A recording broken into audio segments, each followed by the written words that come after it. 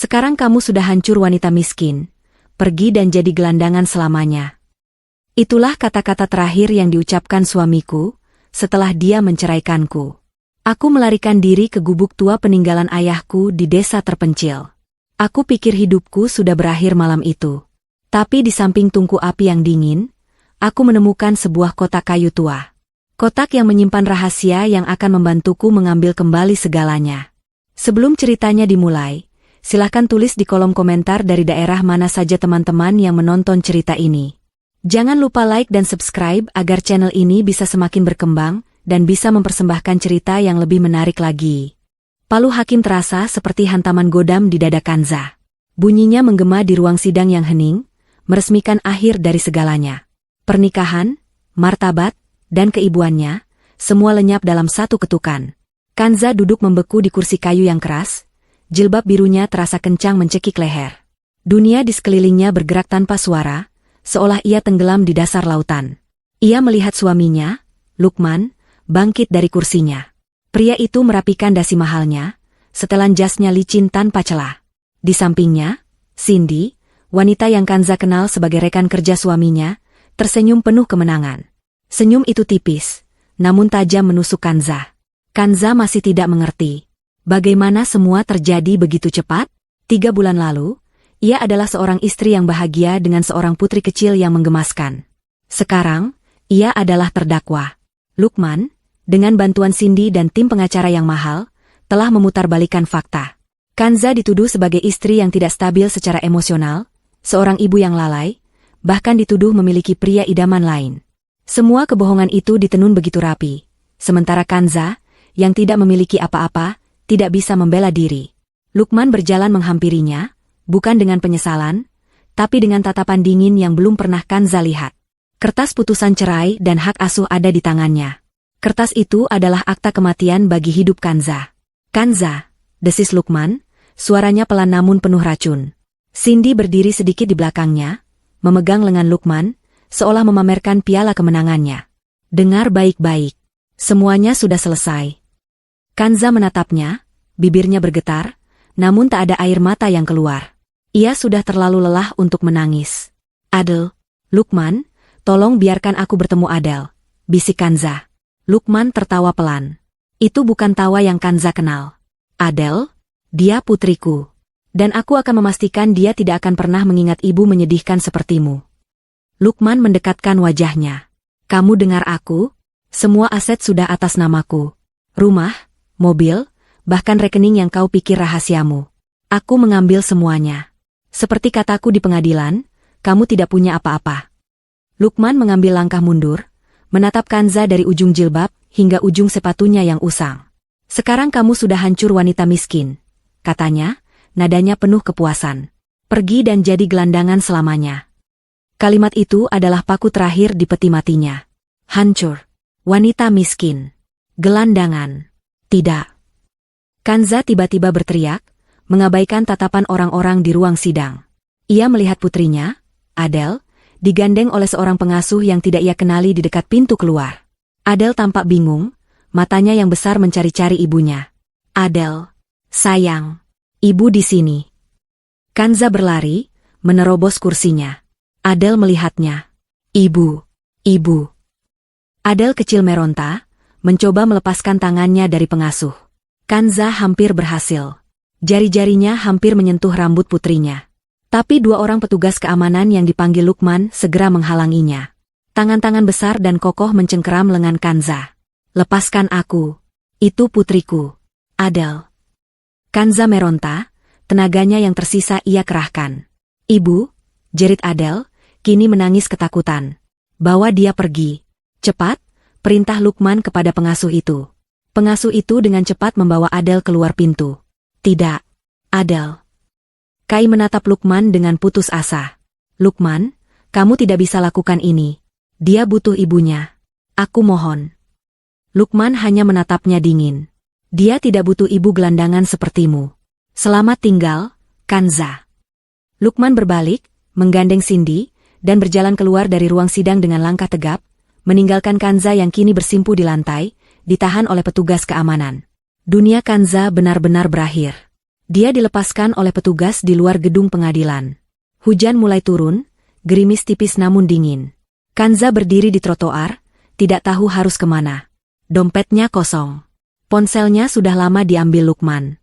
Apartemen yang dulu ia sebut rumah, kini terkunci untuknya. Dia benar-benar sendirian. Dia memeluk dirinya sendiri, jilbabnya mulai basah oleh air hujan dan air mata yang akhirnya tumpah. Entah berapa lama ia berdiri di sana, gemetar karena dingin dan syok. Satu-satunya hal yang terlintas di benaknya adalah satu tempat. Tempat terakhir di dunia ini yang masih ada hubungannya dengannya. Rumah peninggalan ayahnya. Sebuah gubuk tua di desa terpencil yang sudah puluhan tahun tidak ia kunjungi. Ayahnya meninggal 5 tahun lalu, mewariskan sepetak tanah dan rumah reot itu padanya. Lukman pernah menertawakannya, menyebutnya warisan sampah. Tapi sekarang, sampah itu adalah satu-satunya istananya. Dengan sisa uang receh di sakunya, yang secara ajaib masih ada, Kanza berjalan ke terminal bus. Uang itu hanya cukup untuk bus ekonomi terjauh yang bisa ia jangkau, yang membawanya ke kota kecamatan. Dari sana, ia harus berjalan kaki. Berjalan puluhan kilometer, menyusuri jalanan aspal yang rusak, lalu jalan setapak berlumpur. Perjalanan itu memakan waktu 2 hari. Ia tidur di emperan toko, menahan lapar yang melilit. Hijabnya kini kotor dan sobek. Wajahnya pucat. Setiap langkah adalah penderitaan, didorong oleh satu-satunya hal yang tersisa, insting bertahan hidup. Akhirnya, dia tiba. Rumah itu lebih buruk dari yang ia ingat.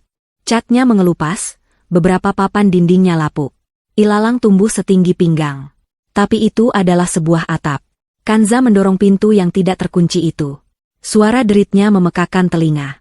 Di dalam, debu tebal menyelimuti segalanya. Bau apek dan kayu busuk menusuk hidungnya. Kanza jatuh terduduk di lantai berdebu, energinya habis. Dia menangis di sana, di tengah kegelapan rumah tuanya, menangisi Adele, menangisi hidupnya yang hancur. Malam itu, dinginnya udara desa terasa menusuk tulang. Kanza menggigil, dia perlu membuat api. Dia ingat ayahnya dulu sering menggunakan tungku api tua di sudut ruangan. Kanza merangkak ke arah tungku besar yang terbuat dari batu bata itu. Sudah lama tidak terpakai, penuh sarang laba-laba. Dia mulai membersihkan area itu, mencari kayu kering sisa-sisa perabotan lama yang patah. Saat tangannya merogoh ke samping tungku, mencari celah untuk menaruh kayu, jari-jarinya menyentuh sesuatu yang keras dan berbeda dari batu bata. Bukan batu, kayu. Kanza menyibak debu dan sarang laba-laba tebal. Matanya memicing dalam cahaya bulan yang remang-remang. Tersembunyi di sebuah rongga yang dibuat dengan cerdik di samping tungku, ada sebuah kotak. Sebuah kotak kayu tua. Ukurannya tidak terlalu besar, tapi terlihat kokoh. Dan di bagian depannya, ada sebuah lubang kunci dari kuningan yang sudah menghitam. Kotak itu terkunci rapat. Di tengah kehancurannya, Kanza merasakan sesuatu yang lain. Sesuatu yang sudah lama tidak ia rasakan. Penasaran. Jantungnya berdebar sedikit lebih cepat. Apa ini? Kotak kayu itu menjadi fokus baru Kanza. Ia menariknya keluar dari rongga. Kotak itu berat dan sangat kokoh. Kanza mencoba membukanya, menarik tutupnya, tapi sia-sia. Gembok kuningan itu, meski tua, dibuat dengan sangat baik. Kanza mengguncangnya, tapi hanya terdengar suara teredam, seolah ada sesuatu di dalamnya, mungkin terbungkus kain.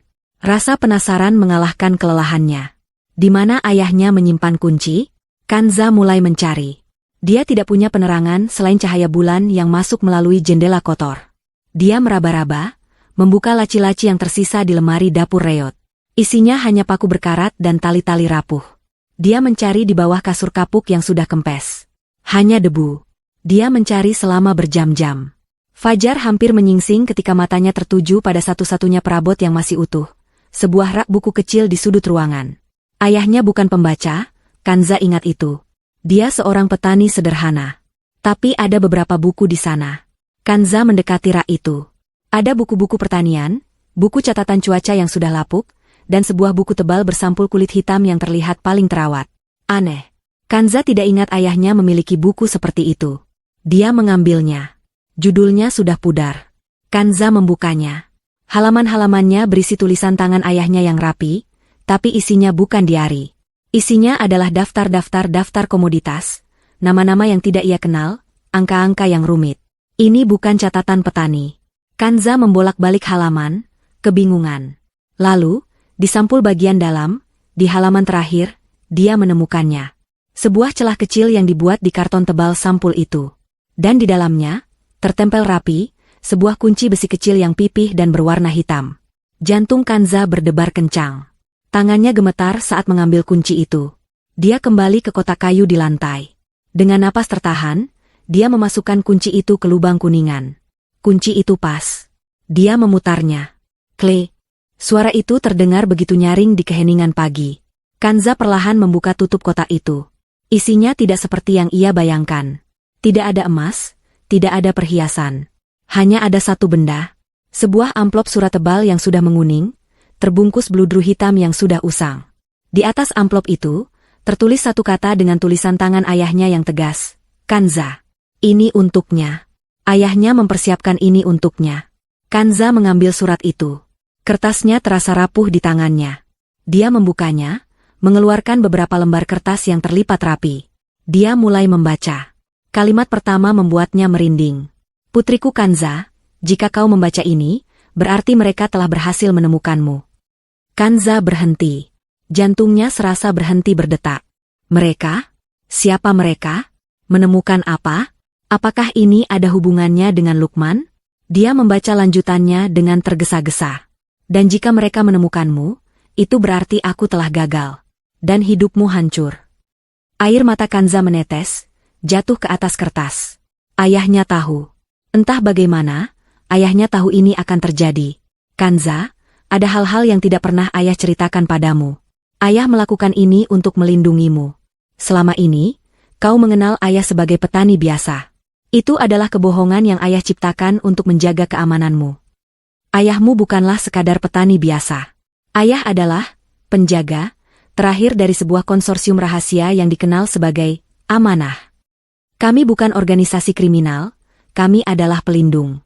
Kami melindungi aset finansial, data, dan rahasia, yang jika jatuh ke tangan yang salah, bisa menghancurkan banyak nyawa. Ayah adalah penjaga kunci dari semua aset itu. Kanza membaca ulang paragraf itu. Penjaga? Konsorsium? Ini terdengar seperti film. Ayahnya yang pendiam, yang selalu berbau tanah dan tembakau, adalah seorang agen rahasia? Selama puluhan tahun, surat itu berlanjut, sebuah kelompok lain telah memburu Amanah ini. Mereka adalah orang-orang serakah yang menginginkan kekayaan dan kekuasaan yang dilindungi oleh Amanah. Mereka kejam dan tidak akan berhenti. Ayah menyembunyikanmu di sini, di desa ini, saat kau kecil. Lalu ayah mengirimmu ke kota, membiarkanmu hidup normal, berpikir ayah hanya petani miskin. Ayah pikir itu cara terbaik melindungimu. Tapi mereka jauh lebih pintar. Ketika ayah meninggal, mereka tidak bisa menemukan kunci Amanah. Mereka tahu kunci itu diwariskan. Mereka mencarimu, Kanza. Mereka telah mengawasimu selama bertahun-tahun. Keringat dingin membasahi kening Kanza. Kehancuranmu bukan kebetulan, Kanza. Pernikahanmu dengan Lukman, itu adalah kesalahan terbesarku. Ayah tidak tahu mereka sudah sedekat itu. Lukman adalah pria yang lemah dan serakah. Tipe orang yang mudah mereka manfaatkan. Dia hanyalah pion bodoh. Musuh yang sebenarnya jauh lebih berbahaya. Lalu Kanza membaca nama itu. Nama yang membuatnya mual. Wanita bernama Cindy itu. Dia bukan sekadar rekan kerja. Dia adalah agen yang mereka kirim. Mereka menanamnya di perusahaan Lukman bertahun-tahun lalu. Mereka memfasilitasi perselingkuhan itu. Mereka memberi Lukman data untuk menghancurkanmu di pengadilan. Mereka mendanai pengacaranya. Seluruh dunia Kanza jungkir balik. Perselingkuhan itu, diatur. Perceraian itu, sebuah misi. Tujuan mereka adalah menghancurkanmu secara total. Mereka ingin membuatmu putus asa, miskin, dan tidak punya tempat tujuan. Mereka tahu, sebagai seorang ayah, ayah pasti meninggalkan sesuatu untukmu di satu-satunya tempat aman yang kita tahu. Rumah ini. Mereka ingin kau datang ke sini dalam keadaan hancur. Lalu mereka akan mengambil apapun yang mereka pikir ayah tinggalkan untukmu. Mereka mengira, Amanah, itu adalah peta, atau emas batangan yang terkubur di bawah lantai. Mereka salah. Kanza membalik halaman dengan tangan gemetar. Harta, Amanah, itu bukanlah benda, Kanza. Harta itu adalah jaringan. Sebuah sistem. Dan sekarang, kepemilikannya telah beralih kepadamu. Di balik surat ini, ada daftar yang harus kau ikuti. Ini adalah langkah pertamamu. Saat kau siap, bakar surat ini dan kotak ini. Jangan tinggalkan jejak. Kanza, putriku. Mereka telah mengambil segalanya darimu. Sekarang, ambil kembali milikmu. Ambil kembali semuanya. Surat itu berakhir. Kanza terdiam untuk waktu yang lama. Keputusasaan yang ia rasakan kemarin, lenyap. Digantikan oleh sesuatu yang lain. Sesuatu yang dingin, tajam, dan sangat kuat. Kemarahan. Dia membalik lembar terakhir surat itu. Seperti yang ayahnya katakan, ada sebuah daftar. Itu bukan daftar yang rumit. Hanya ada 3 baris. Baris pertama adalah serangkaian 20 angka. Nomor rekening. Baris kedua adalah sebuah nama dan nomor telepon, Pak Gunawan. Baris ketiga adalah sebuah alamat di Jakarta, dengan catatan kecil di sampingnya, toko buku Tidar. Minta buku, sejarah yang hilang. Kanza menatap api kecil yang berhasil ia buat di tungku. Dia tidak lagi merasa kedinginan. Dia meremas surat itu. Lukman mengira dia adalah wanita miskin. Cindy mengira dia adalah korban yang lemah. Mereka berdua salah besar. Musuh terbesarmu bukan Lukman, tapi Cindy, tulis ayahnya. Dia tidak tahu wujud asli harta itu. Kanza tersenyum. Senyum pertama yang ia rasakan tulus, meski pahit. Baik, Cindy. Baik, Lukman, bisiknya pada tungku api. Kalian ingin bermain? Mari kita bermain. Permainan baru saja dimulai. Dan Kanza, pewaris, amanah, yang akan menentukan aturannya. Kanza duduk di lantai berdebu itu, surat ayahnya di tangannya, tungku api di depannya. Pilihan yang ia miliki kemarin, menangis, putus asa, atau mati, kini terasa begitu jauh. Pagi ini, sebuah pilihan baru telah lahir, bertarung. Api kecil di tungku seolah memantulkan api baru yang menyala di dalam dirinya. Dia bukan lagi korban. Dia adalah pewaris. Dia adalah Kanza, putri seorang penjaga. Dia harus bergerak. Cindy dan organisasinya mungkin mengira dia sedang menangis di gubuk ini, atau mungkin mereka sedang dalam perjalanan. Dia tidak boleh berada di sini saat mereka tiba. Hal pertama yang ayahnya minta, bakar surat itu. Kanza menatap tulisan tangan ayahnya untuk terakhir kali. Ambil kembali semuanya, bisiknya, mengulangi kata-kata ayahnya. Ia melipat surat itu, memasukkannya kembali ke dalam amplop beludru, dan meletakkannya di atas kayu yang menyala di tungku.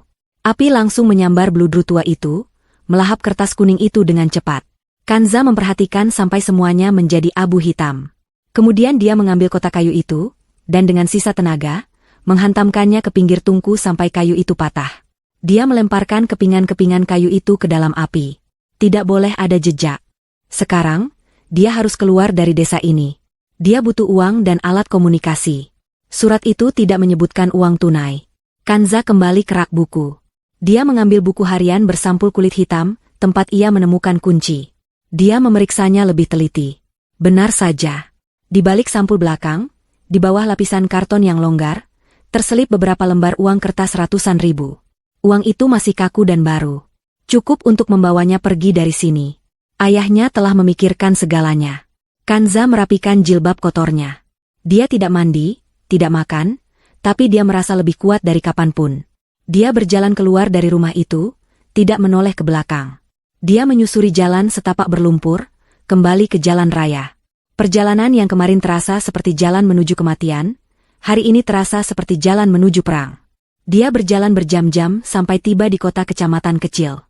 Dia harus terlihat seperti musafir biasa. Dia pergi ke kamar mandi umum di sebuah pom bensin, mencuci muka dan tangannya, merapikan jilbabnya sebisa mungkin. Dia harus terlihat normal. Dia berjalan ke sebuah warung ponsel kecil di dekat pasar. Mau beli ponsel bekas? Pak, yang paling murah saja, yang penting bisa telepon, kata Kanza pada penjualnya. Pria itu menatapnya sekilas, lalu mengambil sebuah ponsel model lama dari etalase. Ini, 100.000. Masih bagus. Kanza membayarnya, lalu membeli kartu SIM baru. Dia tidak mengaktifkannya di sana. Dia berjalan lagi, mencari tempat yang aman dan anonim. Dia menemukan sebuah masjid kecil yang sepi. Dia masuk, mengambil wudhu, dan pura-pura duduk berzikir di sudut ruangan. Hanya ada dia dan keheningan. Dengan tangan sedikit gemetar, dia memasukkan kartu SIM itu dan menyalakan ponselnya. Dia mengetik nomor Pak Gunawan. Telepon berdering 2 kali. Lalu sebuah suara yang tenang dan berat menjawab. Halo. Selamat siang, Pak. Apa saya bisa bicara dengan Pak Gunawan? Tanya Kanza, berusaha agar suaranya tidak terdengar gemetar. Saya sendiri, jawab suara itu. Anda siapa? Kanza menelan ludah. Ini adalah saat penentuan. Apakah surat itu nyata atau dia hanya berhalusinasi? Saya Kanza. Saya mencari buku. Kanza berhenti, mencoba mengingat kalimat kuncinya. Saya mencari buku, sejarah yang hilang. Ada jeda singkat di seberang sana. Keheningan itu terasa begitu panjang. Lalu, suara Pak Gunawan berubah. Masih tenang, namun ada nada kelegaan yang dalam. Ibu Kanza, syukurlah Anda selamat. Saya telah menunggu telepon Anda. Air mata Kanza hampir tumpah. Bukan air mata kesedihan, tapi kelegaan. Ini nyata. Ayahnya tidak meninggalkannya sendirian. Saya tidak tahu harus bagaimana, bisik Kanza. Tenang, Ibu, kata Pak Gunawan. Kita tidak punya banyak waktu. Dengarkan instruksi saya. Apakah Ibu aman untuk bicara? Saya di masjid. Saya rasa aman. Bagus. Pertama, ponsel yang Anda gunakan.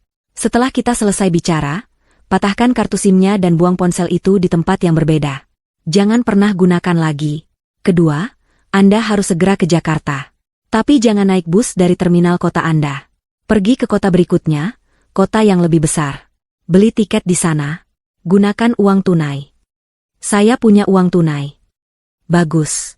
Ketiga, dan ini yang paling penting. Nomor rekening di surat itu. Ya, saya menghafalnya. Itu bukan rekening bank biasa. Itu adalah kunci akses. Pergi ke bank internasional mana saja, bank besar, di kota tempat Anda akan naik bus. Jangan ke teller. Minta bertemu langsung dengan manajer kepatuhan atau manajer layanan prioritas. Katakan pada mereka Anda perlu memverifikasi akses amanah. Mereka akan mengerti. Berikan nomor itu. Mereka akan meminta verifikasi suara dan kode sandi. Kode sandinya adalah nama kecil nenek Anda, yang hanya Anda dan ayah Anda yang tahu. Kanza tertegun. Halimah. Nama yang selalu ayahnya sebut dalam doa.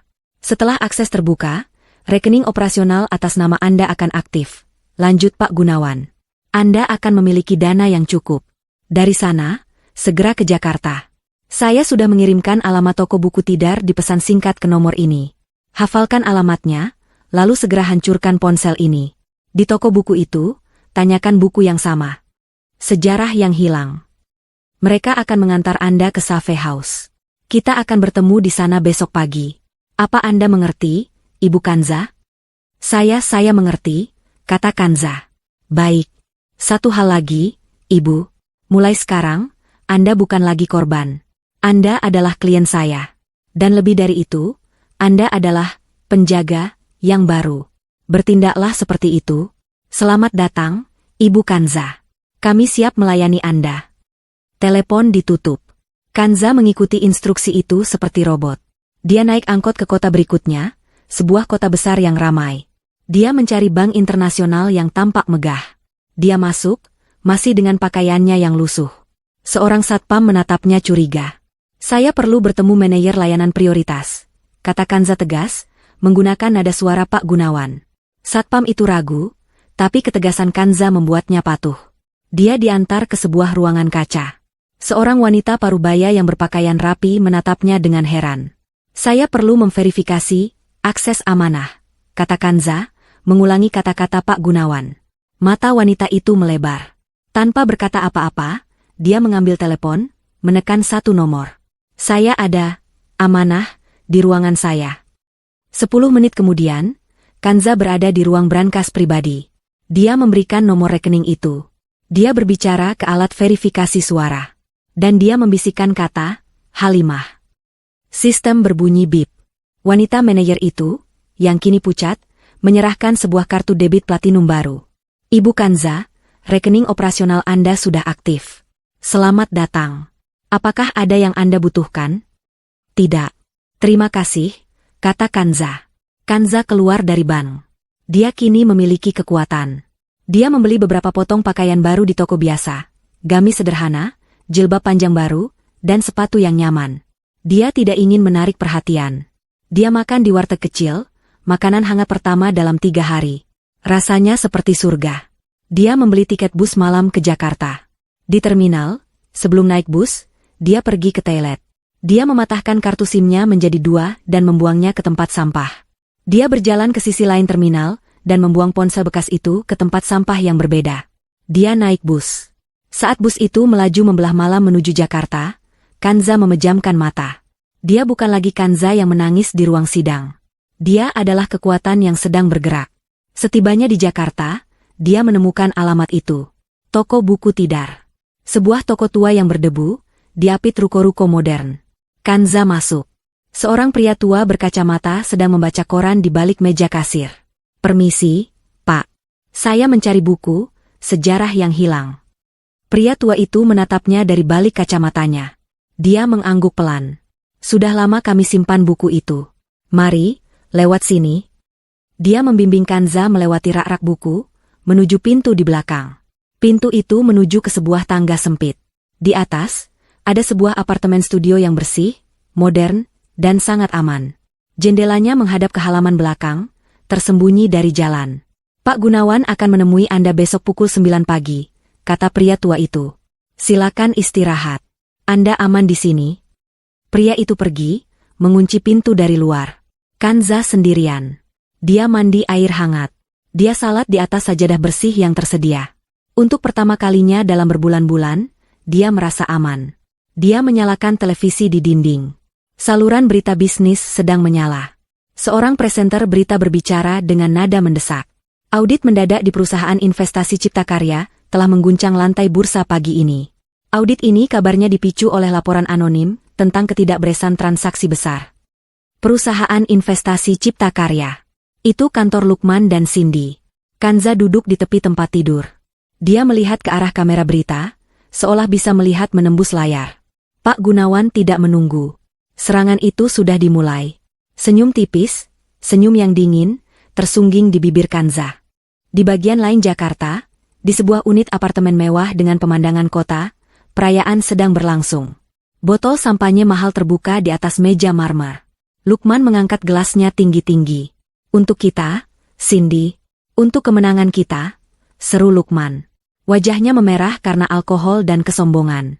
"Aku masih tidak percaya betapa mudahnya. Kamu lihat wajahnya di pengadilan? Hancur." Cindy tersenyum, senyum yang dipoles sempurna, tapi tidak mencapai matanya. Dia membiarkan Lukman menuangkan lebih banyak sampahnya ke gelasnya. "Kamu hebat, sayang. Kamu menghancurkannya." "Tentu saja aku hebat." Lukman tertawa, menarik Cindy ke pelukannya. "Sekarang semuanya milik kita. Apartemen ini, mobil, semua uangnya. Dan yang paling penting, Adele. Anak itu akan kubesarkan untuk melupakannya. Dia tidak akan pernah tahu dia punya ibu gelandangan sepertimu, Kanza." Lukman tertawa lagi, seolah mengucapkan nama Kanza adalah lelucon terbaik. Cindy membiarkan Lukman menciumnya. Dalam hati, dia merasa jijik. Lukman bodoh. Pria serakah dan sombong yang mudah dikendalikan. Dia adalah pion yang sempurna. Tapi sekarang, pion ini mulai terasa menjengkelkan. Baginya, ini bukan perayaan kemenangan. Ini adalah akhir dari fase 1. Kanza sudah hancur. Sekarang fase 2 dimulai. Menemukan harta yang ditinggalkan ayah Kanza di desa itu. "Aku akan ke balkon. Udaranya sedikit panas di sini," kata Cindy, melepaskan diri dari pelukan Lukman. "Apapun maumu, Ratu," kata Lukman, kembali menuang minuman. Cindy melangkah ke balkon yang luas. Udara malam Jakarta yang penuh polusi menerpa wajahnya. Dia mengambil ponsel kedua dari tas kecilnya, ponsel yang Lukman tidak tahu keberadaannya. Dia menekan 1 nomor. "Ya," jawab suara dingin di seberang. "Target sudah dilikuidasi," lapor Cindy, nada suaranya berubah total. Tak ada lagi nada manja, yang ada hanya nada profesional yang dingin. Dia hancur total. Tidak punya uang, tidak punya apa-apa. "Sesuai rencana." "Lokasinya?" tanya atasannya. "Terakhir terlihat di terminal bus. Tim pengawas kami di sana melaporkan dia membeli tiket ke kota kecamatan dekat desa ayahnya. Tepat seperti yang kita perkirakan. Dia lari ke satu-satunya tempat yang dia tahu." "Bagus," kata atasan itu. "Biarkan dia sampai di sana. Biarkan dia menemukan apapun yang disembunyikan, penjaga tua itu. Tim kita sudah di posisi, mengawasi rumah itu. Saat dia keluar membawa sesuatu, ambil. Dan urus dia. Bagaimana dengan Lukman? Tanya Cindy. Dia semakin sombong dan sulit diatur. Dia pionmu. Gunakan dia selama diperlukan. Setelah kita mendapatkan amanah, dia menjadi beban yang tidak perlu. Bersihkan kekacauanmu, Cindy. Jangan gagal. Panggilan ditutup. Cindy menatap lampu kota. Dia membenci pekerjaan ini. Dia membenci Lukman. Dan dia membenci Kanza karena membuatnya harus melalui semua ini. Dia masuk kembali ke dalam, memasang senyum palsunya. Keesokan harinya, Lukman tiba di kantornya di perusahaan investasi Cipta Karya. Dia berjalan melewati lobi seperti seorang raja. Dia adalah bintang baru. Dia berhasil mengamankan proyek besar, dan sekarang dia punya kekayaan baru dari perceraiannya. Pagi, Pak Lukman, sapa resepsionis dengan gugup. Lukman hanya mengangguk-angkuh. Dia masuk ke lift pribadinya, menuju lantai eksekutif. Saat pintu lift terbuka, dia merasakan ada yang aneh. Suasananya tegang. Biasanya para staf junior akan membungkuk, tapi sekarang mereka bergerombol, berbisik-bisik. Dia berjalan menuju kantornya. Cindy sudah ada di sana, berdiri di depan jendela kaca kantor Lukman, menatap keluar. Pagi, sayang, kata Lukman, mencoba memeluknya dari belakang. Cindy menepisnya. Bukan saatnya, Lukman. Hei, ada apa? Lukman mulai kesal. Kita punya masalah. Saat itu, pintu kantor Lukman terbuka. Seorang pria berkacamata tebal, didampingi dua orang yang membawa koper, masuk tanpa mengetuk. Pria itu adalah Pak Bima, kepala audit internal yang paling ditakuti di perusahaan. Pak Lukman. Bu Cindy. Kebetulan Anda berdua di sini, kata Pak Bima, suaranya datar. Bima, ada apa ini? Saya ada rapat, kata Lukman, mencoba terdengar berwibawa. Semua rapat Anda dibatalkan, kata Pak Bima. Perusahaan memulai audit internal penuh, mendadak, atas semua proyek yang Anda tangani dalam 6 bulan terakhir. Termasuk proyek Cipta Jaya. Darah serasa surut dari wajah Lukman. Proyek Cipta Jaya. Itu adalah proyek di mana dia dan Cindy mulai menggelapkan uang. Uang yang dia gunakan untuk menyewa pengacara mahal dan menyogok beberapa saksi palsu dalam kasus perceraiannya. Audit? Atas perintah siapa? Bentak Lukman. Atas perintah Dewan Direksi, setelah menerima laporan anonim yang sangat rinci, kata Pak Bima. Dia menatap Cindy. Termasuk laporan tentang ketidakberesan transaksi yang Anda setujui bersama, Bu Cindy. Kami perlu semua berkas Anda. Sekarang. Tim Bima mulai bergerak, membuka laci, mengambil komputer. Kalian tidak bisa melakukan ini, teriak Lukman. Kami bisa, dan kami sedang melakukannya, kata Bima dingin. Tolong tetap di ruangan ini. Kalian berdua. Pak Bima keluar. Ruangan itu terasa sesak. Lukman berbalik menatap Cindy, matanya liar. Apa ini?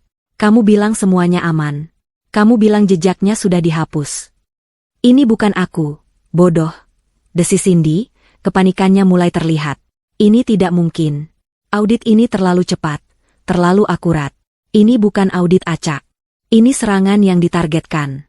Pasti musuh-musuhku di kantor, kata Lukman, mondar-mandir. Ini bukan musuhmu di kantor. Cindy membentak. Musuhmu di kantor terlalu bodoh untuk menemukan jejak ini. Ini sesuatu yang lain. Seseorang membocorkannya. Siapa? Kanza? Wanita gelandangan itu? Tidak mungkin. Aku tidak tahu, teriak Cindy. Diam dan biarkan aku berpikir. Lukman panik. Dia membangun istananya di atas kebohongan. Jika audit ini menemukan apa yang dia lakukan, dia tidak hanya akan dipecat. Dia akan masuk penjara. Perselingkuhannya, manipulasi pengadilan, dan sekarang penggelapan. Semuanya akan terungkap. Cindy, kamu harus hentikan ini. Lukman memegang lengan Cindy, mencengkeramnya erat. Gunakan koneksimu. Orang-orang yang membantumu, yang membantu kita di pengadilan. Suruh mereka hentikan ini. Cindy menatap tangan Lukman di lengannya dengan jijik. Dia mendorong Lukman dengan keras. Koneksiku? Kamu pikir ini permainan? Lukman? Kamu pikir aku bisa menelepon seseorang dan menyuruh mereka menghentikan audit Dewan Direksi? Kamu benar-benar bodoh. Lukman terkejut. Ini pertama kalinya Cindy berbicara begitu kasar padanya. Cindy, kenapa kamu bicara begitu? Cindy sadar dia telah kelepasan. Dia menarik napas, mencoba tenang. Organisasinya tidak akan suka dia menarik perhatian. Maaf, Lukman. Aku hanya tegang. Kita harus tenang. Ini pasti hanya kesalahpahaman. Kita akan lalui ini. Tapi ketenangan itu tidak berlangsung lama. Ponsel pribadi Cindy, ponsel yang dia gunakan di balkon tadi malam, bergetar di sakunya. Itu bukan nada dering dari atasannya. Itu nada dering pesan. Dia tidak mengenali nomornya. Dia membukanya di bawah meja, sementara Lukman sedang mengomel pada tim auditor di luar pintu kaca. Pesan itu hanya berisi satu foto. Foto itu diambil dari sudut tinggi, dari gedung seberang. Foto itu menunjukkan balkon apartemen mewah mereka tadi malam. Di balkon itu, Cindy terlihat jelas sedang menelepon. Di dalam, melalui pintu kaca, Lukman terlihat sedang menuang sampanye. Di bawah foto itu, ada satu kalimat. Pion yang malang. Selamat datang di permainan. Darah Cindy serasa membeku. Seseorang mengawasinya. Seseorang tahu tentang ponsel rahasianya. Seseorang tahu dia sedang melapor. Ini bukan Kanza. Ini bukan audit internal biasa. Ini adalah amanah. Dan mereka baru saja menggerakkan bidak pertama mereka. Pukul 9 pagi tepat, pintu apartemen Safe House itu diketuk. Kanza, yang sudah mandi dan mengenakan gamis bersih yang tersedia di lemari, membuka pintu. Seorang pria parubaya, tegap, dengan wajah yang memancarkan wibawa dan ketenangan, berdiri di sana. Dia mengenakan kemeja batik rapi. Ini pasti Pak Gunawan. Ibu Kanza, katanya, suaranya tenang, persis seperti di telepon. Saya Gunawan. Boleh saya masuk? Kanza mengangguk dan mempersilakannya. Pak Gunawan masuk, tatapan matanya mengamati sekeliling dengan cepat, sebuah kebiasaan profesional. Saya turut berduka atas apa yang menimpa Anda, kata Pak Gunawan, duduk di kursi. Dan saya juga turut berduka atas wafatnya ayah Anda. Beliau adalah pria yang hebat. Saya mengabdi padanya selama 20 tahun. Terima kasih, Pak, bisik Kanza. Saya masih tidak mengerti. Surat itu, apakah semua itu benar? Ayah saya? Pak Gunawan mengangguk. 100% benar. Ayah Anda, Pak Taufik, adalah penjaga terakhir dari amanah. Dan sekarang, amanah itu milik Anda. Tapi apa amanah itu? Uang? Pak Gunawan menggeleng pelan. Uang hanyalah alat, Ibu Kanza. Amanah adalah sesuatu yang jauh lebih berharga. Amanah adalah informasi. Sebuah jaringan intelijen swasta yang dibangun ayah Anda dan kawan-kawannya puluhan tahun lalu.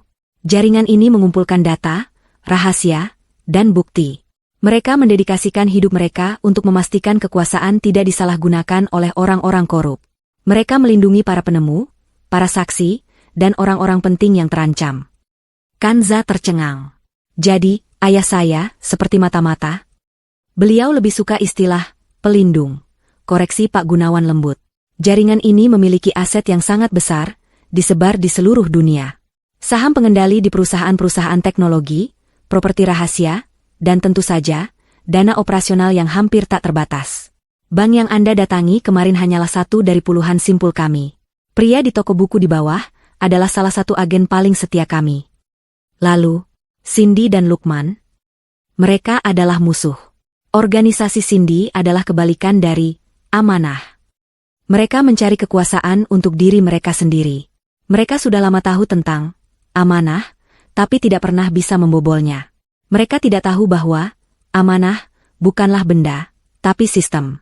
Dan sistem itu hanya bisa diwariskan melalui garis darah dan kode genetik. Kepada Anda. Itu sebabnya mereka tidak membunuh saya, Kanza menyadari.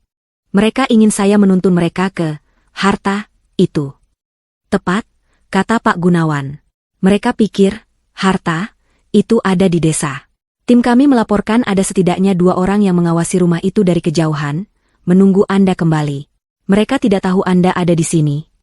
Kanza merasakan gelombang kemarahan baru. Mereka mengambil putri saya, Pak Adel. Mereka mengambilnya sebagai sandera. Wajah Pak Gunawan menjadi serius. Ini adalah prioritas utama kita. Mengambil kembali Adel. Tapi kita harus melakukannya dengan cara amanah. Kita tidak bisa menyerbu. Untuk memenangkan hak asuh, kita harus menghancurkan kredibilitas Lukman dan Cindy secara total. Kita harus membuktikan di pengadilan bahwa mereka tidak stabil secara finansial, moral, dan terlibat dalam aktivitas kriminal. Audit yang Anda lihat di berita tadi malam itu adalah langkah pertama. Itu perbuatan Anda? Pak Gunawan tersenyum tipis. Perbuatan kita, Ibu Kanza. Saya hanya memberikan data anonim yang sudah kami kumpulkan sejak lama tentang Lukman ke Dewan Direksi. Kita hanya perlu sedikit mendorong, dan keserakahan Lukman akan menghancurkan dirinya sendiri. Kanza berdiri. Dia berjalan ke jendela, menatap Jakarta. Dia bukan lagi wanita yang kebingungan. Dia mengerti misinya. Apa yang harus saya lakukan? Tanyanya, suaranya kini mantap. Pertama, Anda harus menghilang, kata Pak Gunawan. Kanza yang dikenal Lukman dan Cindy harus lenyap. Mulai hari ini, Anda adalah penjaga. Anda akan pindah ke fasilitas yang lebih aman, sebuah penthouse tersembunyi yang terdaftar atas nama salah satu perusahaan cangkang kita. Di sana, Anda akan belajar. Belajar apa? Belajar mengendalikan warisan Anda. Anda akan belajar tentang keuangan, tentang hukum, tentang sistem keamanan. Saya akan mengajari Anda cara mengakses data, amanah. Anda harus mengerti kekuatan yang Anda miliki. Selama seminggu berikutnya, Kanza menjalani transformasi total. Dia pindah ke apartemen mewah yang sangat aman. Pakaiannya berganti. Gamis sederhana diganti dengan setelan kerja yang elegan, jilbab sutra yang rapi, dan aura yang memancarkan kekuasaan. Dia bukan lagi Kanza yang lusuh. Siang hari, dia belajar dengan tim Pak Gunawan. Seorang ahli forensik digital mengajarinya cara mengakses brankas data, amanah. Seorang ahli keuangan menjelaskan aset-asetnya yang tersebar. Pak Gunawan sendiri mengajarinya tentang strategi. Malam hari, Kanza mempelajari musuhnya. Dia membaca semua data yang amanah miliki tentang Lukman. Kebiasaan judinya, kebohongan-kebohongannya, semua tercatat rapi. Lalu, dia mempelajari Cindy. Dan disinilah dia menemukan sesuatu yang mengerikan. Cindy, atau nama aslinya, yang ditemukan oleh tim Pak Gunawan, adalah agen terlatih. Jauh lebih berbahaya dari yang Kanza bayangkan. Kita harus memisahkan mereka, kata Kanza pada Pak Gunawan suatu malam, saat mereka berdiri di depan papan tulis digital yang penuh dengan diagram koneksi Lukman dan Cindy.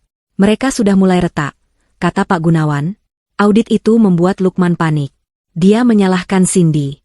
Cindy, di sisi lain, tahu ini bukan audit biasa. Dia ketakutan. Pesan foto yang kita kirimkan padanya berhasil. Belum cukup, kata Kanza. Lukman itu sombong. Dia masih merasa bisa lolos. Kita perlu sesuatu yang menghancurkannya secara pribadi. Sesuatu yang membuatnya berbalik melawan Cindy dengan cara yang tidak bisa diperbaiki. Kanza kembali ke terminal datanya. Dia meretas lebih dalam, menggunakan alat yang diajarkan padanya. Dia tidak hanya mencari data perusahaan. Dia mencari data pribadi yang Cindy kumpulkan. Cindy, sebagai agen yang baik, pasti punya asuransi terhadap Lukman. Dan Kanza menemukannya. Terkubur dalam server cloud pribadi yang Cindy pikir aman, ada sebuah folder. Folder itu berisi rekaman-rekaman. Salah satunya adalah rekaman audio. Kanza menekan tombol, putar. Terdengar suara Lukman, mabuk dan sombong. Ini rekaman dari beberapa bulan lalu, sebelum perceraian. Aku tidak tahan lagi dengannya. Sin, kata suara Lukman. Wanita berhijab sok suci itu. Aku harus menyingkirkannya. Tapi dia memiliki hak atas separuh hartaku jika aku menceraikannya. Lalu suara Cindy terdengar. Bagaimana jika dia yang bersalah? Bagaimana jika dia tidak stabil? Terdengar tawa Lukman. Bagaimana caranya? Dia lurus seperti penggaris. Serahkan padaku, kata Cindy. Kita akan ciptakan buktinya. Kita akan bilang dia selingkuh. Kita akan bilang dia memukul Adele. Kita akan hancurkan dia. Kamu hanya perlu setuju. Ada jeda. Lalu suara Lukman berkata, lakukan. Lakukan apa saja. Aku mau dia hancur. Aku mau dia jadi gelandangan. Kanza menutup matanya. Rasa sakit yang tajam menusuk dadanya. Mendengar pengkhianatan itu secara langsung, dalam kata-kata Lukman sendiri, terasa berbeda. Tapi rasa sakit itu dengan cepat tergantikan oleh es. Kanza mengunduh rekaman itu. Pak Gunawan, panggil Kanza, suaranya dingin. Pak Gunawan masuk ke ruang kerja Kanza. Ya, Ibu. Kanza menatap layar, wajahnya diterangi oleh data. Saya sudah menemukan pisaunya. Sekarang, mari kita tunjukkan pada Lukman siapa yang sebenarnya memegang pisau itu. Situasi Lukman memburuk dengan cepat. Audit internal telah berubah menjadi penyelidikan kriminal. Dia diskors dari kantor. Semua rekening perusahaan atas namanya dibekukan. Tiba-tiba, gaya hidup mewah yang ia banggakan terancam. Panggilan dari bank, dari perusahaan kartu kredit, mulai menerornya. Dia harus menggunakan sisa uang pribadinya, uang yang dia sembunyikan dari Kanza dan bahkan dari Cindy, untuk menyewa pengacara. Dia menjadi paranoid. Setiap kali Cindy mengangkat telepon, dia menatapnya dengan curiga. "Siapa itu?" tanyanya ketus. "Bukan urusanmu, Lukman," balas Cindy, yang juga berada di bawah tekanan besar. Organisasi Cindy tidak senang. Atasannya meneleponnya setiap hari. "Tim kami masih di desa itu. Tidak ada pergerakan. Di mana Kanza? Di mana Amanah?" Cindy tidak berani jujur. Dia tidak berani bilang bahwa Kanza telah lenyap. Dia tidak berani bilang bahwa dia menerima pesan ancaman. Mengatakan itu berarti mengakui kegagalan. Dia mungkin masih bersembunyi di kota kecamatan. Terlalu takut, Cindy berbohong. "Beri aku waktu. Aku akan menemukannya." "Kamu punya 3 hari," kata atasannya. "Atau kami akan mengirim agen lain untuk membersihkan kekacauan ini. Termasuk kamu dan pionmu itu." Telepon ditutup. Cindy gemetar. Dia terjebak. Di satu sisi, Amanah, yang misterius sedang memburunya. Di sisi lain, organisasinya sendiri siap membunuhnya. Dan di tengah-tengah, dia terjebak dengan Lukman, seorang pria bodoh dan pengecut yang kini menjadi beban terbesar. Disinilah Kanza memutuskan untuk menyerang. Rencananya sederhana, namun kejam. Mereka tidak akan mengirimkan rekaman itu ke polisi. Belum. Mereka akan mengirimkannya ke Lukman. Tapi tidak secara langsung. Pak Gunawan menggunakan salah satu agennya. Seorang kurir mengantarkan sebuah amplop coklat tebal ke apartemen Lukman. Amplop itu tidak beralamat pengirim. Lukman, yang sedang sendirian di apartemen, Cindy sedang keluar, entah kemana, membuka amplop itu. Di dalamnya tidak ada surat. Hanya ada satu benda, sebuah pemutar audio digital murah. Lukman menatap benda itu dengan bingung. Dia menekan tombol, putar. Dia mendengar suaranya sendiri. "Aku tidak tahan lagi dengannya," sin wanita berhijab sok suci itu. Darah Lukman serasa membeku. Dia mendengarkan seluruh percakapan. Dia mendengar Cindy mengusulkan rencana untuk menghancurkan Kanza. Dia mendengar persetujuannya. Dia mendengar rencananya untuk membuat Kanza jadi gelandangan. Ini adalah bukti. Bukti yang bisa menjebloskannya ke penjara untuk waktu yang sangat lama. Penipuan, sumpah palsu, konspirasi. Tapi bukan itu yang membuatnya paling takut. Yang membuatnya takut adalah Cindy merekamnya. Selama ini, dia pikir dialah yang mengendalikan permainan. Dia pikir Cindy jatuh cinta padanya. Tapi ini adalah pengkhianatan. Cindy merekamnya. Cindy memegang ini di atas kepalanya sepanjang waktu. Audit itu. Kebocoran data. Laporan anonim. Semuanya langsung masuk akal di otaknya yang paranoid. Itu Cindy. Cindy yang melakukannya. Cindy pasti membuat kesepakatan dengan dewan direksi. Dia mengorbankan Lukman untuk menyelamatkan dirinya sendiri. Dan sekarang, seseorang mengirimkan rekaman ini padanya. Mungkin Kanza? Tidak mungkin Kanza yang gelandangan itu. Ini pasti salah satu musuh Cindy. Atau mungkin Cindy sendiri yang mengirim ini sebagai ancaman terakhir? Lukman dipenuhi amarah yang membabi buta. Dia merasa seperti orang paling bodoh di dunia. Dia telah dikhianati oleh wanita yang ia percayai. Tepat saat itu, Cindy masuk ke apartemen. Wajahnya tampak lelah dan tegang setelah menerima omelan dari atasannya. "Kamu dari mana?" tanya Lukman, suaranya pelan dan berbahaya. "Bukan urusanmu," desas Cindy, melempar tasnya ke sofa. "Aku pusing." "Oh, kamu pusing." Lukman berjalan menghampirinya. "Aku yakin kamu pusing. Pasti melelahkan, menusukku dari belakang." Cindy membeku. "Apa maksudmu?" Lukman mengangkat pemutar audio itu. "Kamu merekamku, Cindy." Wajah Cindy pucat pasi. Dia mengenali alat itu. Itu adalah alat yang sama yang ia gunakan. Tidak mungkin. Dia sudah menghapus file itu dari servernya. Aku tidak tahu apa maksudmu." "Jangan bohong padaku." Lukman meraung. Dia menekan tombol, putar. Suara Cindy memenuhi ruangan, "Serahkan padaku." Kita akan ciptakan buktinya. Mata Cindy terbelalak ngeri. Seseorang telah meretasnya. Seseorang mengambil asuransinya dan memberikannya kepada Lukman. Ini adalah skenario terburuk. Lukman, tenang, kata Cindy, mencoba mengendalikan situasi. Itu hanya untuk berjaga-jaga. Aku tidak pernah menggunakannya. Berjaga-jaga, teriak Lukman. Kamu yang menjebakku di kantor. Kamu yang membocorkan data audit. Kamu mengorbankanku untuk menyelamatkan dirimu sendiri. Bukan aku, bodoh. Cindy panik. Ini jebakan. Seseorang sedang mengadu domba kita. Kamu tidak lihat? Seseorang mengirimkan itu padamu. Ya, dan aku tahu siapa. Kamu. Lukman sudah kehilangan akal sehatnya. Dia menerjang Cindy, mencengkeram lengannya. Kamu pikir kamu bisa hancurkan aku dan Kanza, lalu mengambil semuanya? Aku tidak akan membiarkannya. Lepaskan aku, Lukman, kamu gila. Cindy meronta, mengeluarkan kuku-kukunya dan mencakar wajah Lukman. Lukman mengaum kesakitan. Dia menampar Cindy. Keras. Cindy jatuh ke lantai, bibirnya berdarah.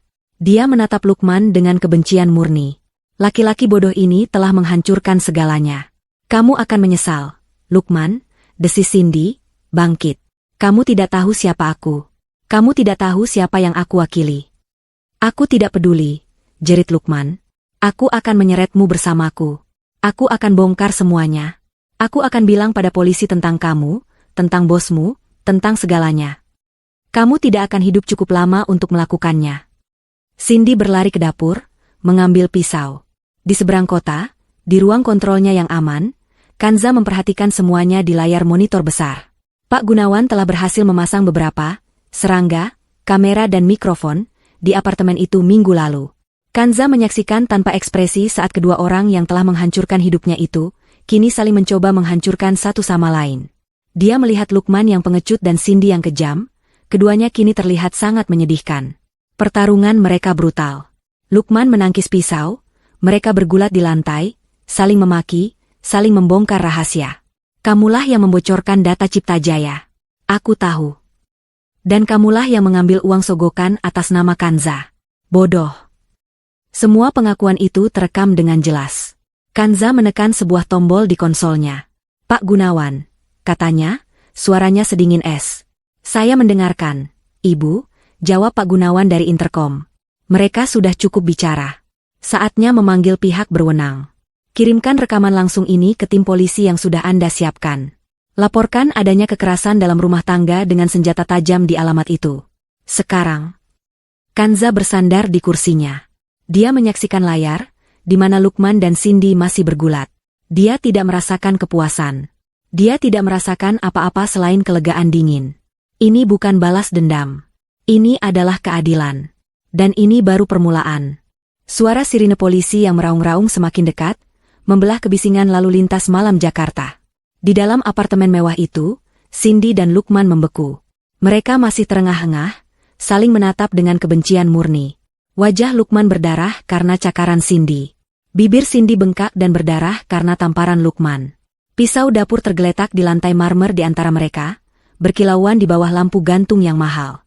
Ini semua salahmu, desis Lukman, suaranya serak karena berteriak. Diam, bodoh, balas Cindy, matanya melesat ke pintu, mencari jalan keluar. Tidak ada waktu. Brak, pintu unit yang kokoh itu didobrak paksa. 6 orang petugas polisi berseragam lengkap menyerbu masuk, beberapa membawa tameng.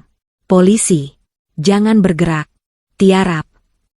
Refleks Cindy sebagai agen terlatih hampir mengambil alih, tapi dia tahu dia tidak bisa melawan. Melawan polisi hanya akan memperburuk segalanya. Dia mengangkat tangannya perlahan. Lukman, sebaliknya, ambruk ke lantai, gemetar ketakutan. Bukan saya, Pak. Dia menyerang saya. Dia gila. Diam. Tangan di belakang kepala, bentak seorang petugas. Apartemen itu seketika menjadi tempat kejadian perkara. Lukman dan Cindy dipisahkan, diborgol. Saya korbannya, Pak, jerit Lukman saat seorang petugas mengamankannya. Lihat wajah saya. Dia yang menyerang saya pakai pisau. Itu pisaunya. Dia juga yang menjebak saya di kantor. Dia punya rekamannya. Tutup mulut Anda.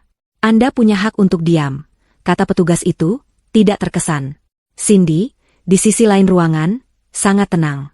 Wajahnya dingin, meski bibirnya berdarah. Dia tahu dia telah dijebak.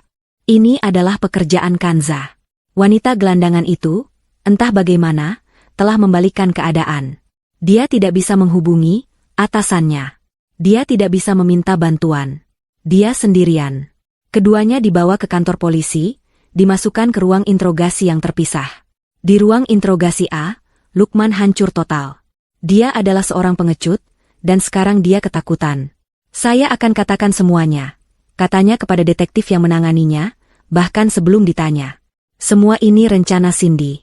Dari awal, dia yang merencanakan perceraian saya. Dia yang menyuruh saya menjebak mantan istri saya, Kanza. Dia bilang Kanza punya warisan. Dia yang mengurus semua bukti palsu di pengadilan. Detektif itu, seorang pria berpengalaman bernama Ibtu Rahmat, hanya mendengarkan, mencatat, dan audit di kantor. Lanjut Lukman, suaranya semakin tinggi. Itu juga dia. Dia menggelapkan uangnya, lalu dia menjebak saya agar saya yang disalahkan. Dia merekam saya. Ini buktinya. Lukman menunjuk ke pemutar audio yang disita polisi sebagai barang bukti. Dia mengirimkan itu untuk mengancam saya. Lalu dia menyerang saya dengan pisau. Lukman menumpahkan segalanya. Dia mengakui perselingkuhan, dia mengakui konspirasi untuk menjatuhkan Kanza, dia mengakui penggelapan uang. Semuanya, dia lemparkan kesalahannya kepada Cindy.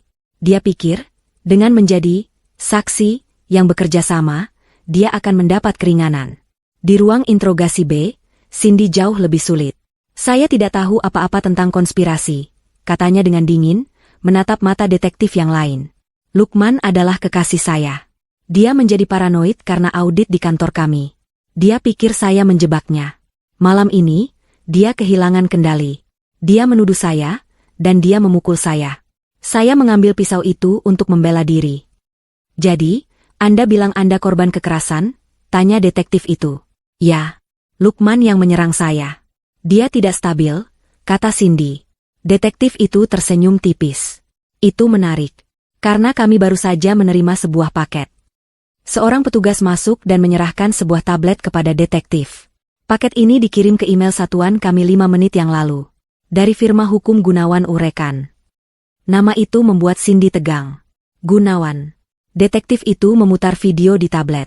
Itu adalah rekaman dari kamera tersembunyi. Rekaman dari apartemen mereka malam itu.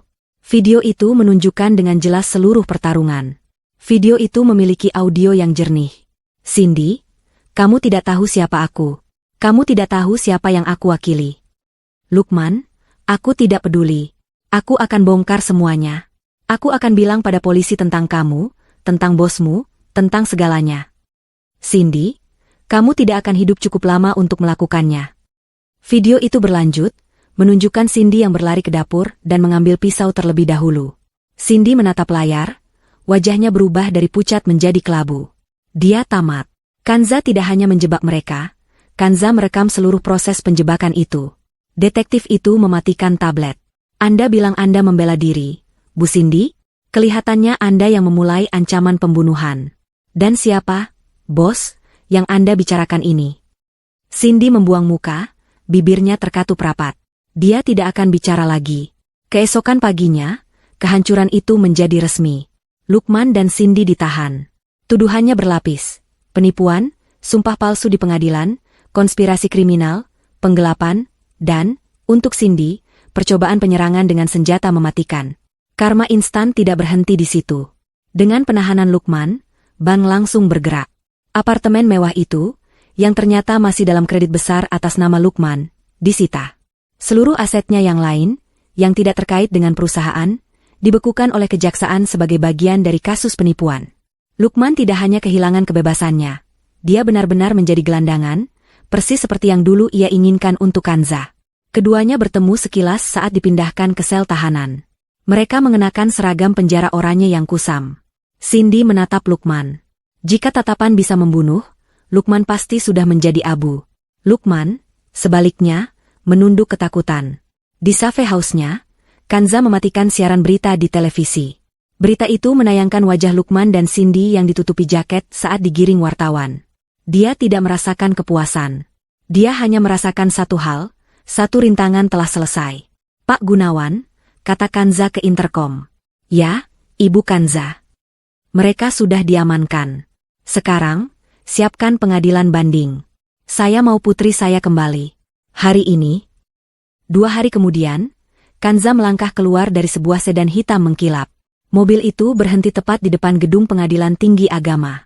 Pagi itu, Kanza sama sekali tidak terlihat seperti wanita yang hancur dan menangis di ruang sidang beberapa minggu lalu. Perubahannya total. Dia mengenakan setelan blazer berwarna krem yang dijahit rapi di atas gamis hitamnya. Jilbab sutra berwarna senada membingkai wajahnya yang tenang. Matanya, yang dulu penuh ketakutan dan keputusasaan, kini tajam, fokus, dan dingin. Dia memancarkan aura kekuasaan yang tak terbantahkan. Di sampingnya berjalan Pak Gunawan, membawa sebuah koper kulit tebal. Di belakang mereka, mengikuti 2 pengacara muda dari firma Pak Gunawan, keduanya membawa tumpukan dokumen. Beberapa wartawan yang sudah menunggu, mengendus berita besar setelah skandal Lukman Cindy, langsung mengerumuninya. Ibu Kanza. Apa tanggapan Anda tentang penangkapan mantan suami Anda? Ibu, apakah benar Anda dijebak? Apa yang Anda lakukan di sini hari ini? Kanza tidak menoleh. Dia tidak tersenyum. Dia tidak berkata apa-apa. Dia hanya berjalan lurus menembus kerumunan itu, seperti seorang ratu yang berjalan di istananya. Pak Gunawan dan timnya membuka jalan untuknya. Pintu pengadilan yang berat tertutup di belakang mereka, membungkam suara-suara itu. Ruang sidang kali ini berbeda. Ini adalah sidang banding darurat untuk peninjauan kembali hak asuh anak. Ruangan itu lebih kecil, lebih privat, tapi lebih serius. Hakim yang memimpin adalah seorang wanita parubaya yang bijaksana, Hakim Astuti. Beliau membaca dokumen di depannya dengan kening berkerut. Ini adalah kasus banding yang tidak biasa, kata Hakim Astuti, menatap Kanza. Putusan sebelumnya dijatuhkan berdasarkan bukti-bukti yang memberatkan Anda, Ibu Kanza. Sekarang Anda meminta pembatalan total dan pengalihan hak asuh darurat. Benar, Yang Mulia, Pak Gunawan berdiri. Kami di sini hari ini untuk menunjukkan bahwa putusan sebelumnya tidak hanya salah, tapi merupakan hasil dari konspirasi kriminal dan penipuan terhadap pengadilan ini. Seorang pengacara muda yang ditunjuk negara, yang mewakili Lukman yang absen karena ditahan, berdiri dengan canggung. Yang Mulia, klien saya. Klien Anda sedang di mana? Tanya Hakim Astuti, nadanya datar. Dalam tahanan, Yang Mulia. Hakim Astuti menghela napas. Baik, Pak Gunawan, silakan. Buat ini singkat. Saya sudah membaca ringkasannya. Pak Gunawan tidak perlu bertele-tele. Dia lugas dan tepat. Poin 1, Yang Mulia. Kestabilan finansial. Saat putusan sebelumnya dijatuhkan, klien kami, Ibu Kanza, difitnah sebagai tidak stabil secara finansial. Hari ini, kami hadirkan bukti bahwa Ibu Kanza adalah pemilik sah dari dana, amanah, warisan ayahnya, yang memberinya aset bersih. Dia menyebutkan angka yang membuat hakim mengangkat alis. Sebaliknya, Tuan Lukman, per hari ini, ditahan atas tuduhan penggelapan dan seluruh asetnya telah dibekukan oleh negara. Dia bangkrut. Dia meletakkan setumpuk dokumen pertama. Poin 2. Kestabilan moral. Pengadilan sebelumnya diberitahu bahwa Ibu Kanza memiliki masalah emosional dan perselingkuhan. Kami memiliki bukti audio, yang juga sudah diserahkan ke kepolisian, tentang konspirasi antara Tuan Lukman dan rekannya, Cindy, yang dengan sengaja merencanakan untuk memfitnah Ibu Kanza di pengadilan ini. Mereka melakukan sumpah palsu. Dia meletakkan tumpukan dokumen kedua, bersama sebuah pemutar audio. Poin 3. Dan ini yang paling penting. Keamanan anak. Tuan Lukman dan Cindy, wanita yang tinggal bersamanya dan seharusnya ikut merawat anak bernama Adele, ditangkap 2 hari lalu dalam sebuah insiden kekerasan domestik brutal. Keduanya saling serang, salah satunya menggunakan senjata tajam. Ini adalah lingkungan di mana anak berusia 5 tahun itu dipaksa tinggal. Pak Gunawan berhenti sejenak. Ruangan itu hening. Yang Mulia, klien Tuan Lukman tidak hanya gagal sebagai wali, dia adalah ancaman langsung bagi keselamatan fisik dan mental putrinya sendiri. Kami meminta hak asuh penuh dialihkan kepada ibu kandungnya, Ibu Kanza, saat ini juga, dan kami meminta surat perintah perlindungan permanen yang melarang Tuan Lukman dan Cindy untuk mendekati atau menghubungi Ibu Kanza dan putrinya, Adele, selamanya. Hakim Astuti menutup map di depannya. Beliau menatap Kanza. Beliau melihat seorang ibu, seorang wanita yang kuat, yang telah melalui neraka dan kembali lagi. Saya telah melihat cukup, kata Hakim Astuti. Saya ngeri bahwa sistem peradilan kita telah dimanipulasi sedemikian rupa. Putusan sebelumnya dibatalkan secara penuh. Palu diketuk. Hak asuh penuh atas anak bernama Adele diberikan kepada ibu kandungnya, Kanza. Segera, permanen, dan tanpa banding. Surat perintah perlindungan dikabulkan. Sidang ditutup. Kanza memejamkan matanya. Air mata pertama yang bukan air mata kesedihan mengalir di pipinya. Dia berhasil. Reuni itu tidak terjadi di pengadilan. Adele, yang telah diamankan oleh dinas sosial setelah penangkapan Lukman, sedang menunggu di sebuah rumah aman milik pemerintah. Kanza tidak berlari. Dia berjalan dengan langkah cepat namun terkendali, jantungnya berdebar seperti akan meledak dari dadanya. Dia masuk ke sebuah ruangan bermain yang tenang. Di sana, di sudut, duduk seorang gadis kecil bergaun merah muda, memeluk boneka beruang dengan erat. Dia tampak bingung dan ketakutan. Adele, bisik Kanza. Kepala kecil itu terangkat. Mata bulat yang sama persis seperti mata Kanza melebar. Ibu? Kanza tidak bisa menahannya lagi. Dia jatuh berlutut. Kekuatan CEO, sang penjaga, lenyap seketika. Dia hanyalah seorang ibu. Ibu di sini, sayang. Ibu di sini. Adele menjatuhkan bonekanya dan berlari. Ibu. Kanza memeluk putrinya, membenamkan wajahnya di rambut Adele yang wangi. Dia menangis. Tangisan yang tulus, tangisan kelegaan, tangisan seorang ibu yang telah menemukan kembali jantung hatinya. Ibu kangen sekali sama Adele. Maafkan ibu. Adele juga kangen. Isak Adele. Tante Cindy jahat. Dia selalu bisik-bisik di telepon. Dia marah-marah. Adele takut. Kanza menggendong putrinya. Tidak apa-apa, sayang. Tante Cindy sudah pergi. Dia tidak akan pernah ganggu Adele lagi. Kita akan pulang, ya? Kita pulang ke rumah baru kita. Beberapa jam kemudian, Kanza mengencangkan sabuk pengaman Adele di kursi belakang sedan mewahnya. Adele, yang kini lebih tenang, memegang boneka baru yang dibelikan oleh asisten Pak Gunawan. Ibu, kata Adele pelan, matanya mulai mengantuk. Iya, sayang. Kanza tersenyum, mengelus pipi putrinya. Waktu di apartemen, Tante Cindy sering di balkon. Dia bicara di telepon sambil marah. Adele dengar. Darah Kanza sedikit mendingin. Oh ya? Tante Cindy bilang apa? Sayang? Dia bilang dia harus cepat cari kotak kakek. Kotak kayu. Dia bilang ada di desa. Di dekat api. Kanza membeku. Dia menatap lurus ke depan. Senyumnya di bibir tetap ada untuk putrinya, tapi matanya berubah menjadi baja. Cindy hanyalah agen lapangan. Penangkapan Cindy pasti telah memicu alarm di organisasinya. Mereka tahu tentang desa. Mereka tahu tentang tungku api. Dan mereka masih mencari. Pesan dari Adele adalah paku terakhir. Kotak kakek di dekat api. Itu bukan sekadar ingatan anak-anak.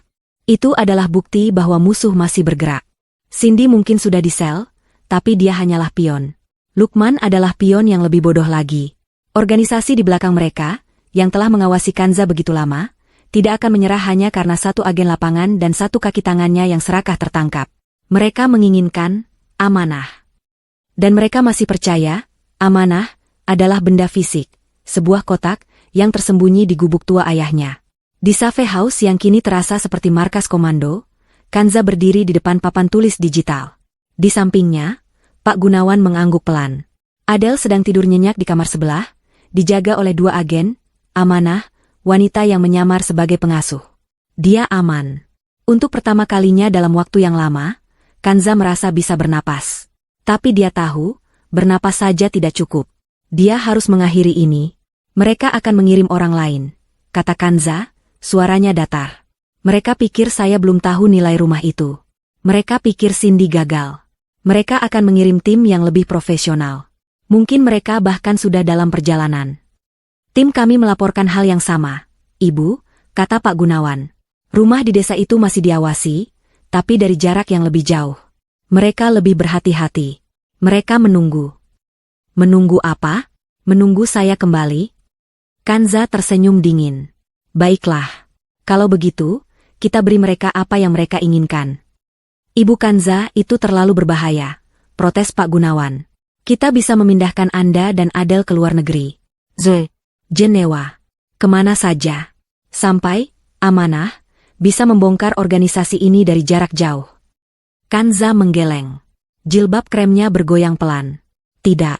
Saya tidak mau lari. Saya sudah cukup lari. Ayah saya menghabiskan hidupnya bersembunyi di depan mata. Saya tidak mau hidup seperti itu. Dan saya tidak akan membiarkan Adele hidup dalam ketakutan. Kita akan selesaikan ini. Di sini. Sekarang. Dia menunjuk ke peta desa di layar. Mereka ingin kotak kakek? Kita akan berikan pada mereka. Rencananya dirancang dengan presisi militer, namun dibungkus dalam strategi psikologis. Amanah, bukan hanya soal data. Itu soal memahami kelemahan manusia. Dan kelemahan musuh saat ini adalah keserakahan dan arogansi. Mereka mengira Kanza adalah seorang ibu rumah tangga yang baru saja beruntung. Langkah pertama adalah membuat kebisingan. Kanza, menggunakan sebuah ponsel sekali pakai yang dia tahu pasti akan terlacak, menelepon satu-satunya kerabat jauh yang masih dia miliki di kota sebelah desa. Tentu saja, kerabat itu adalah bagian dari jaringan Amanah, tapi musuh tidak tahu itu. Bibi, ini aku, Kanza, katanya, suaranya dibuat gemetar dan penuh kepanikan. Aku baru saja, aku tidak bisa bilang di telepon. Lukman, dia di penjara. Tapi ini lebih besar dari itu. Ada sesuatu yang ayah tinggalkan di rumah. Sesuatu di dekat Tungku. Aku harus mengambilnya malam ini. Aku takut mereka menemukannya lebih dulu. Aku akan ke sana sekitar tengah malam. Jangan bilang siapa-siapa. Panggilan itu singkat, tapi pesannya jelas. Target panik, dia tahu lokasi harta, dan dia akan bergerak sendirian malam ini. Umpan telah dilempar. Langkah kedua adalah persiapan lapangan.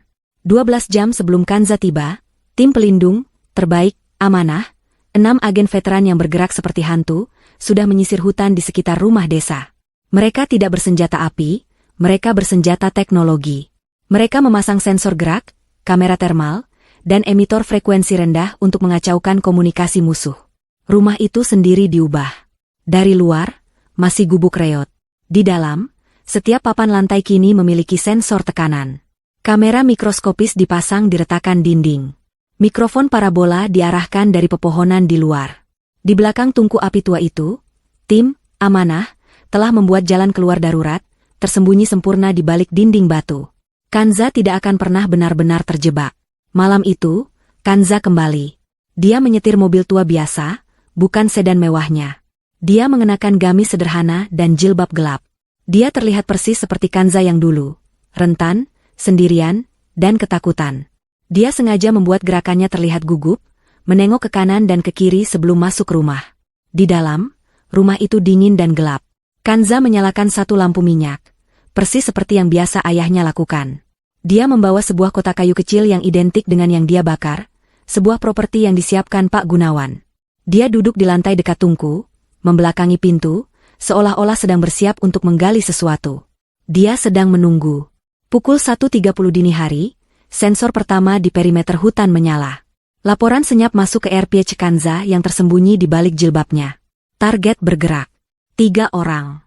Sisi utara. Kanza tidak bergerak. Target baru. 2 orang. Sisi selatan. Mereka mengepung. Jantung Kanza berdebar, tapi bukan karena takut. Ini adalah adrenalin. 1 jam berlalu. Hening. Mereka sabar. Mereka profesional. Lalu, pintu itu terbuka. Bukan didobrak, tapi didorong pelan. Sosok itu melangkah masuk dengan keanggunan seekor predator. Dia tidak mengenakan seragam tempur. Dia mengenakan jas mahal berwarna gelap. Wajahnya tampan, karismatik, tapi matanya sedingin es. Dia adalah pria yang fotonya Kanza lihat di database Amanah. Atasan, Cindy. Pria yang hanya dikenal sebagai bos lapangan Asia Tenggara. Dia tidak sendirian. 2 pengawal berpakaian taktis berdiri mengapitnya, senjata mereka terarah, tapi tidak pada Kanza. Mereka menyapu ruangan, mencari ancaman lain. Pria itu bertepuk tangan pelan. Suaranya memenuhi ruangan yang sunyi. Kanza. Putri Taufik, katanya, suaranya halus seperti beludru. Sungguh pertunjukan yang mengharukan. Menyamar sebagai wanita lemah, lalu menjadi ratu dalam semalam di ruang sidang. Sangat impresif. Dia berjalan mendekat, sepatunya yang mahal tidak berbunyi di lantai kayu. Sekarang, Berikan kotak itu padaku. Kita selesaikan drama ini. Kanza perlahan berbalik. Dia menatap pria itu, tidak gentar. Dia memegang kotak kayu properti itu. Kotak ini? Tanyanya, suaranya terdengar jernih. Anda datang jauh-jauh dari Singapura, membawa tim terbaik Anda, hanya untuk sebuah kotak kayu kosong. Atasan, itu berhenti tersenyum. Bagaimana kau? Tahu namamu? Kanza menyelesaikan kalimatnya. Tahu nomor rekeningmu di Kaiman? Tahu bahwa kamu menyingkirkan pendahulumu di Istanbul 3 tahun lalu? Amanah, tahu segalanya, Tuan. Wajah pria itu mengeras. Sombong. Sama seperti ayahmu. Dia memang tidak pintar. Tapi aku tahu di mana harta itu. Sebuah suara baru datang dari pintu. Kanza pura-pura terkejut. Sosok itu berjalan pincang masuk ke dalam cahaya lampu minyak. Itu Cindy. Wajahnya pucat, ada memar di pipinya, tapi matanya menyala-nyala dengan kegilaan dan kebencian. Dia tidak diborgol. Cindy, bagaimana kamu bebas? Kanza memainkan perannya dengan sempurna. Atasan, itu tertawa. Oh, sistem hukum di negaramu sangat mudah dibeli, Kanza. Sedikit uang jaminan, beberapa panggilan telepon. Tuduhan Cindy ditarik sementara oleh jaksa yang kooperatif. Dia berjanji akan memberikan saya amanah sebagai ganti kebebasannya. Cindy melangkah maju, menunjuk Kanza dengan jari gemetar. Dia bohong. Jangan percaya padanya. Kotak itu kosong. Aku sudah tahu dari awal. Harta itu bukan benda. Ayahnya mewariskan aksesnya. Harta itu ada di dia. Di otaknya. Kita harus membawanya. Kita paksa dia. Cindy mengira dia sedang memberikan informasi berharga. Dia mengira dia sedang menyelamatkan dirinya sendiri. Atasan, itu menatap Cindy, lalu kembali menatap Kanza. Dia tersenyum lagi, senyum yang sangat mengerikan. Cindy, kamu benar-benar pion yang bodoh sampai akhir, katanya pelan. Dia memberi isyarat kecil dengan dagunya. Sebelum Cindy bisa bereaksi, salah satu pengawal di belakangnya bergerak. Tangan besar yang bersarung tangan membekap mulut Cindy, yang lain memukul tengkuknya dengan presisi medis. Cindy ambruk lantai, pingsan tanpa suara. Maaf, kata atasan itu kepada Kanza, seolah baru saja membereskan remah roti di meja. Gangguan kecil. Dia sudah tidak berguna. Kamu benar. Harta itu ada di kepalamu. Dia melangkah lebih dekat. Bau kolonnya yang mahal tercium oleh Kanza. Sekarang, Kanza, hanya ada Anda dan saya. Skenarionya sederhana. Anda akan ikut dengan saya secara sukarela. Anda akan membuka amanah untuk saya. Atau, dia berhenti, melihat sekeliling gubuk reot itu, saya akan membakar desa ini, dimulai dari rumah ini. Dan kemudian, saya akan menemukan di mana Anda menyembunyikan anak Anda, Adele. Saya yakin tim saya bisa menemukannya dalam kurang dari 24 jam. Ancaman itu menggantung di udara. Ini adalah langkah terakhirnya. Dia pikir dia telah memojokkan Kanza. Kanza menatapnya. Ketakutan yang dia pura-purnakan tadi lenyap, digantikan oleh sesuatu yang hampir seperti rasa kasihan. Anda membuat satu kesalahan besar, kata Kanza, suaranya tenang, bergema di ruangan yang tegang itu. Atasan, itu tertawa pelan. Oh, benarkah? Kesalahan apa? Membawa tim yang lebih kecil? Percaya pada Cindy? Tidak. Saya rasa saya sudah melakukan semuanya dengan benar. Kesalahan Anda, lanjut Kanza, berdiri perlahan, membiarkan kotak kayu itu jatuh ke lantai, adalah Anda datang ke sini. Anda pikir ini jebakan saya. Anda salah. Apa maksudmu? Aku membawa tim terbaikku. Semua penembak jitu. Mereka mengelilingi rumah ini. Kau sendirian, katanya, tapi sebersit keraguan mulai muncul di matanya. Ini bukan jebakan saya, bisik Kanza. Ini adalah jebakan ayah saya. Kanza tidak menekan tombol. Kanza tidak perlu. Dia hanya mengucapkan satu kata. Kata sandi yang ayahnya ajarkan padanya, yang tertulis di surat itu. Sebuah kata yang kelihatannya biasa saja. Tungku. Begitu Kanza mengucapkannya, sistem yang ayahnya tanam puluhan tahun lalu, jauh sebelum ada amanah, jauh sebelum ada Kanza, aktif. Sistem itu dirancang untuk satu hal, melindungi rumahnya dari penyusup. Klang. Bukan lampu yang padam. Bukan gas yang keluar. Sesuatu yang jauh lebih primitif dan efektif. Pintu dan jendela yang tadinya tampak reot, tiba-tiba tertutup oleh plat-plat baja tersembunyi yang meluncur turun dari dinding dengan kecepatan hidrolik. Suara dentumannya memekakkan telinga. Ruangan itu langsung kedap udara, berubah dari gubuk menjadi brankas dalam sedetik. "Apa ini?" teriak atasan itu, ketenangannya lenyap. Dia dan pengawalnya menembakkan senjata mereka ke pelat baja itu. Peluru hanya memantul dengan percikan api. Lalu, dari tungku api di belakang Kanza, bukan api yang keluar, melainkan suara. Suara ayahnya. Itu adalah rekaman. Suara Taufik yang tenang dan berwibawa, diaktifkan oleh kata sandi Kanza. "Selamat datang di rumah saya," kata rekaman itu, suaranya menggema dari speaker tersembunyi di dalam tungku. "Jika Anda mendengar ini, Anda berada di sini tanpa izin. Anda telah mengancam putri saya. Dan Anda baru saja mengunci diri Anda di dalam." Kepanikan melanda atasan itu. Dia menembak ke arah tungku, tapi tidak ada gunanya. Kanza menatapnya. "Dan sekarang," kata Kanza, "jebakan saya dimulai." Kanza menekan tombol di sakunya.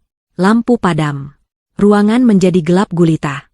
Para pengawal menembak membabi buta. Tapi Kanza sudah tidak di sana.